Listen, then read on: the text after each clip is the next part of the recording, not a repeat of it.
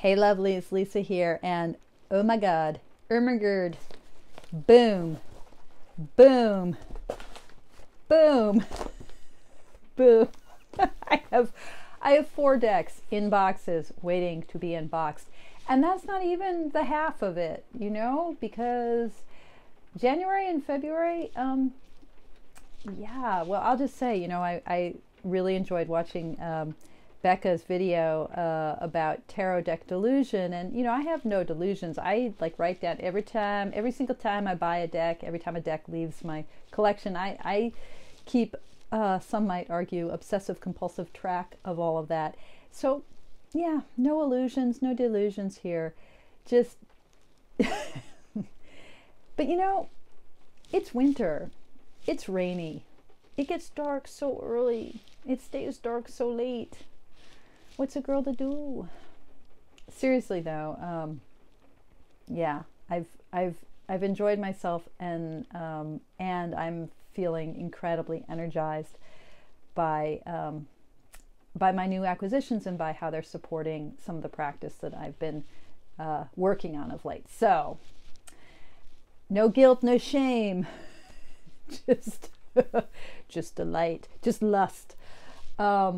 And so I really, I want to do a February favorites and talk a little bit about the full panoply of decks.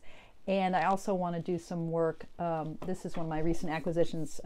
It's a Orifold that I got it's the mini Orifold. I got it through eBay. I've been wanting the Orifold for a long time. Actually, you know, Elle at Sacred Seed, was this like 2 years ago now? She was posting a lot about it, and I got very intrigued, but I didn't buy it then. And as I've been working more and more, thinking about how to break down what it is to speak tarot, I've been getting more interested in the deck, and finally bought a mini version. I may have to get the large version. So I want to talk about the Orifold. I want to talk about the Orifold in relation to blah blah blah, in relationship to the esoteric tarot, which I've been working with, and it's been blowing my mind.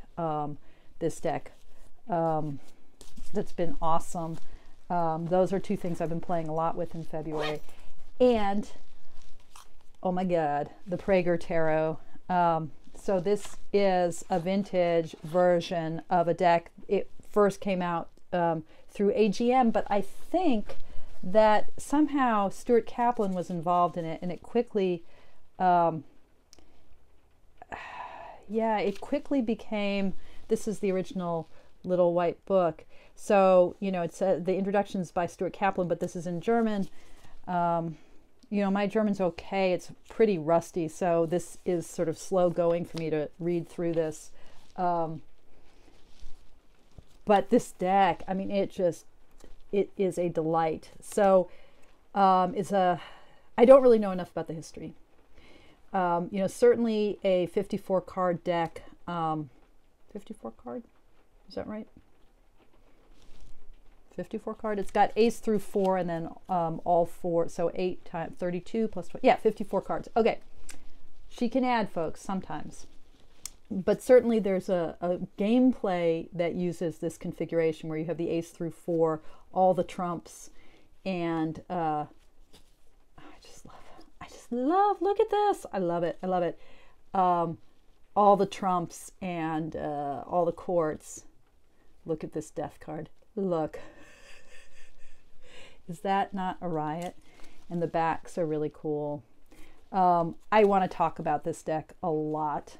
The ace through 4 are, you know, they're pippish,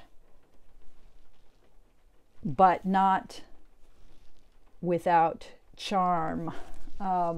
Anyway, but I'm not going to talk about that tonight, nor am I going to talk about some of the work that I've been getting into with the Nicoletta Ciccoli, thinking about these decks that are not obvious to read, like the Nicoletta Ciccoli, the Gypsy Palace. Oh my god, the Gypsy Palace.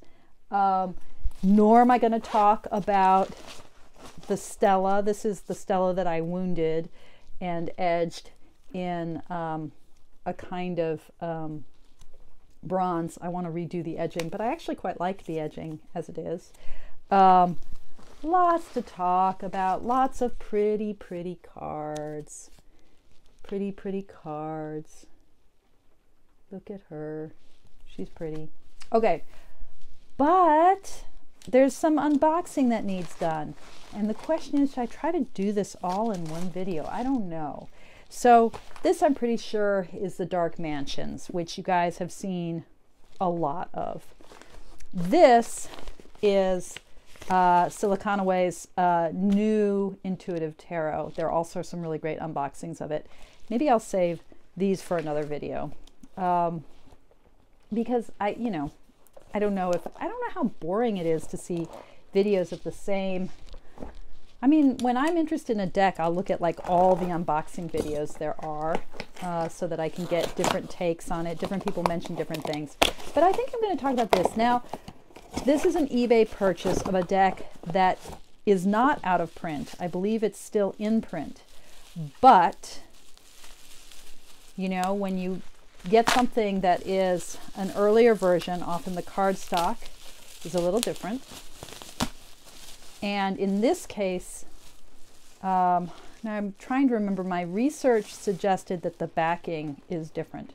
So this is the Tarot of the 1,000 Nights, the 1,001 Nights, the Bazillion Nights. It's a Lo Scarabeo deck based on, you know, the stories of Scheherazade and the 1,001 Nights. And what people say about this deck is that the little white book is completely unhelpful because it's just standard.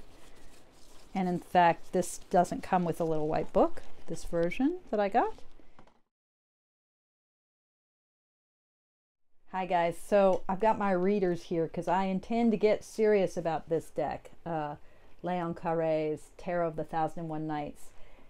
You know, I wanted this deck for a couple reasons. You know, for one thing, I'm really interested in this meeting of the kind of Muslim, Middle Eastern world with tarot. I mean that, or with Western archetypes and ideas, because that's kind of at the very origin of tarot, in the way in which the sort of Mamluk, the Sultanate, Egyptian Sultanate coming into Europe through the Iberian Peninsula, that blending of cultures is what gave us the deck of 78 cards that we have today. So interested in that kind of blending of East and West, but also just really interested in storytelling and the way in which mapping a sequence of stories onto the archetypes of tarot really just captures something vibrant about the way in which these archetypes have a sequential, potentially narrative flow to them.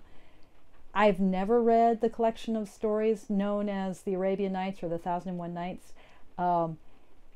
It's so clear that Carré is working with that collection of stories, but no damn guidebook to help us figure it out. So that's kind of frustrating.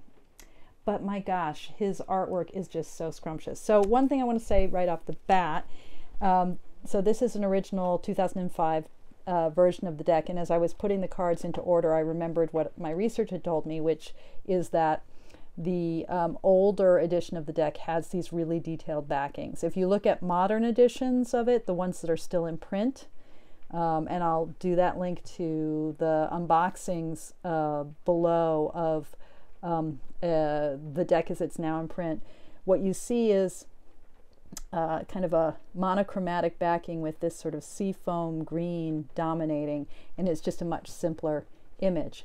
This image, and when I put in my readers, you're not going to see this detail, but this, you know, his features are clear. You can see the hair of his chest, the manly virile figure that he is, but just, you know, even without that detail being apparent, it's just beautiful and fully reversible and playing on this notion of reflection. You know, stories are themselves mirrors, and I guess this is probably a reference to a story where someone's looking in a pool. And although this image is not literally in the pool, there's still that sense of there being a kind of reflective quality. The tarot itself as a kind of mirror, stories as mirrors. I love it, and it's just beautiful. The arabesque border, it's just beautiful. So this isn't going to be a true flip through at all. I just want to highlight a couple of things from the deck, and then maybe I will do a flip through at some point when I have good light, if there's interest. I don't know. As I said, there's a couple of really great videos that already flip through the cards one at a time. I'd love to actually read the Arabian Nights so that I can start to try to see if there's any real clarity around the stories. But let me just say something about the aces, and then pick a few of the majors to just give you a taste of this deck. So, you know, each of the minor arcana and the major arcana, each suit has its own border. The arabesques aren't, they're just true to the nature of arabesques. There's nothing representational here, but you do have the suit element at the top. So this is the ace. Let's see if I can get well, you can't really read the titles. This is the Ace of Batons or Wands. And I don't know what story this is in reference to, but themes of deer and transformation of humans into deer. I guess the plural of deer is deer. That's sort of a theme in the Arabian Nights and the 1001 Nights. And so, you know, maybe thinking about the wands as a suit of transformation. These deer are obviously, I mean, they're not just regular old deer. Their antlers are laden with jewels, and they're wearing, what do you call it? Rugs, I guess. So they're all decked out. They're decked out deer, and they're in this beautiful, beautiful hillside. So, you know, maybe this is about the batons as a suit of transformation. Certainly when you go to the Two of Wands, the Two of Batons, you have that sense of the world laid out at your feet, which is very reminiscent of that Rider-Waite kind of the figure gazing out at his dominion. So there's some effort here that isn't really too hard to translate.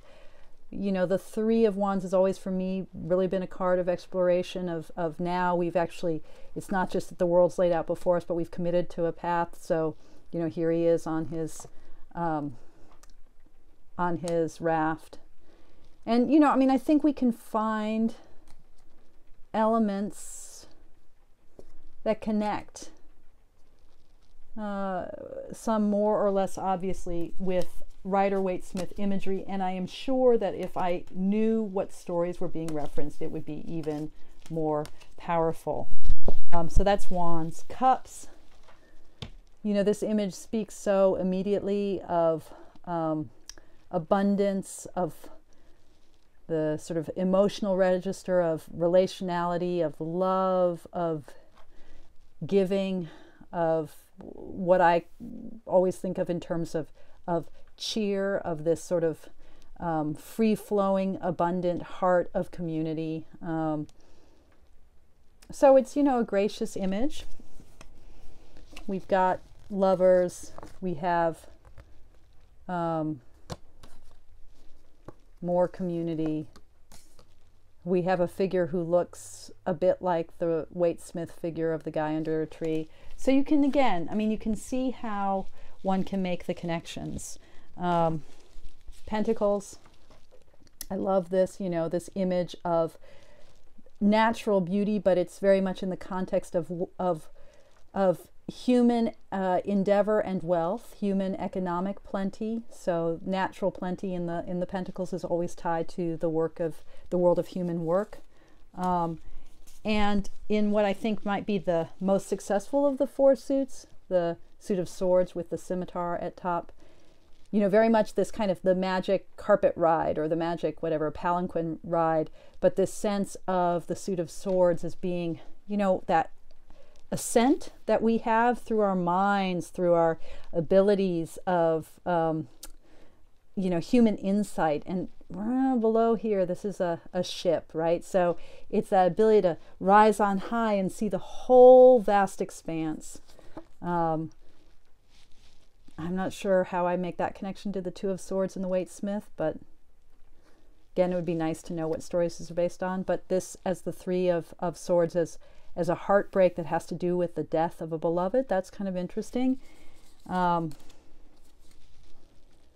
Four, we can see a kind of recuperation. So, you know, I can see how working with this deck, having the Waitsmith imagery in my mind, maybe reading up on the Tales of the Thousand and One Nights, maybe that would deepen my sense of the archetypes. And just a few of the majors that I think are particularly beautiful: Magician, High Priestess, Empress, and Emperor, pretty straightforward. I love this image of the Hierophant here as the venerable one, venerable man. Temperance is really glorious.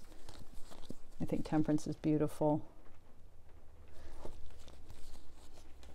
The Devil, right? So, 1001 Nights. Yeah, I mean, I'm excited. It's a beautiful deck. I'm not sure how much I'll work with it. I haven't decided yet, but I'm very, very happy to have it. And now, this, we'll see. This is another eBay purchase. And it is the Parisian Tarot. It came to me in a flip deck case box without the original box, in this box. Smelling okay. And it's not in order. But this is the Dimanche version of the cards, and these are not hard to get. And I paid $32 for this on eBay, which I thought I just didn't do my research first, because you can get from Collect Tarot, you can get a 39, you know, for just a little bit more, you can get an unopened version of this in the box. It's out of print, and it's a limited edition, but it's not that hard to get. But I saw it, I thought, oh, that's a good price. And this is a deck I've kind of coveted for a while. Totally not in any order. Yeah, not in any order, folks, but very pretty. It's a really nicely produced deck, you know, historical deck. The card stock is a little bit glossy. Let's see if you can pick that up. Just a slight varnish to it. The squared corners, nice, thick, but malleable. It's a really beautiful deck.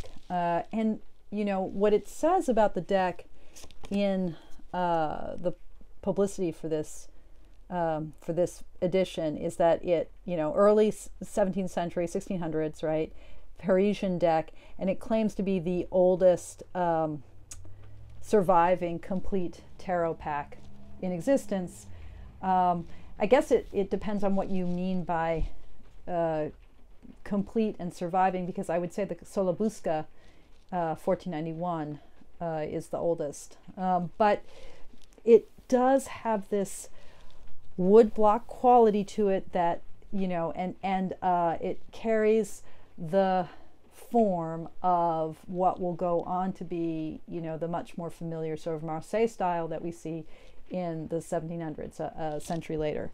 But it's freaking weird, guys. It's got all sorts of weird parts of it. So, you know, the fool, and the bateleur, a little bit different. You know, there are little differences, but then there are cards that are really different. I mean, I would say this is a little difference. You still have the Pope with his two keys, but then, the lover, well, he's not making a choice. He's grabbed his girl. What's that? Like, does she have a wing? Is she like an angel? Is he wrestling with his angel? Cupid here is blind, isn't he? Let me just check this out. No, Cupid isn't blind. So Cupid knows what he's doing.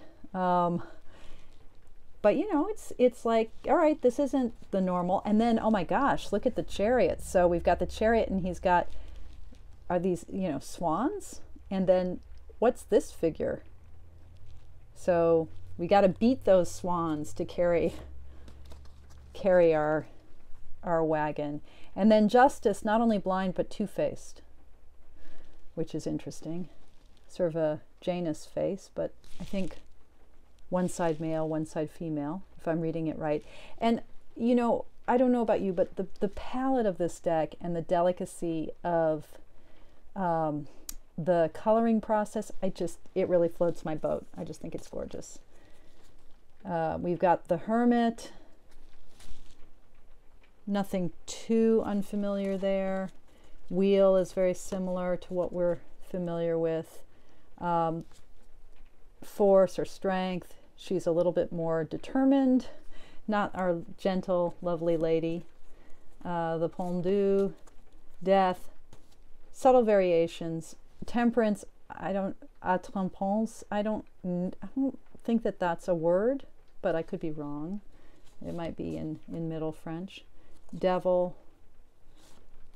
But then, oh my gosh, look at La Foudre. Okay, so, you know, the idea of kind of thunder and lightning for the tower, that's not so strange. But this really, to me, it's hard to read it, but this looks like souls in torment, like in hell.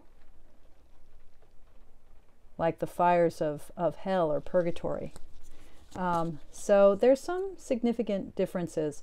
This is not an uncommon variation of the star as being kind of someone with their sextant, kind of a more sort of astronomical kind of figure. La Lune. Yeah. What's that about? Wow. I don't even know how to read that. I'll have to study these images. I love this sun. Judgment looks familiar, although the angel is a little scary. And this world reminds me of imagery in both the Visconti and the Solabusca, actually. So, some differences in the majors. In the minors, I'm not going to go through. I need to dive into this deck, but I love that all of the aces have these kind of griffin-like figures. Is that what they are? So there you've got the discs, batons,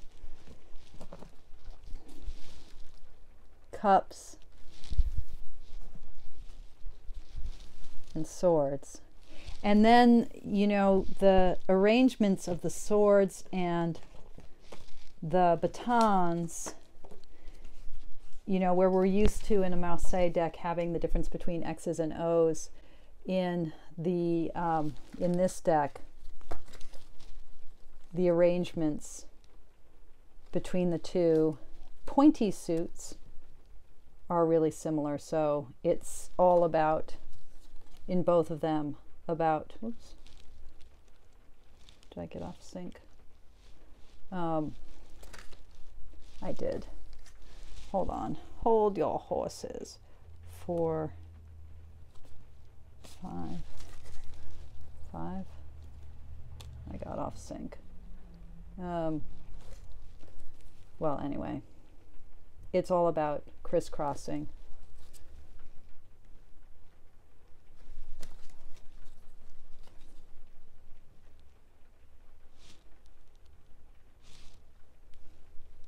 I guess there are some differences, but essentially the same. Okay. Yeah, I can't wait to play more with this deck. I'm not sure how I'm going to be using it just yet. but it's lovely, delicate, and glorious. Okay,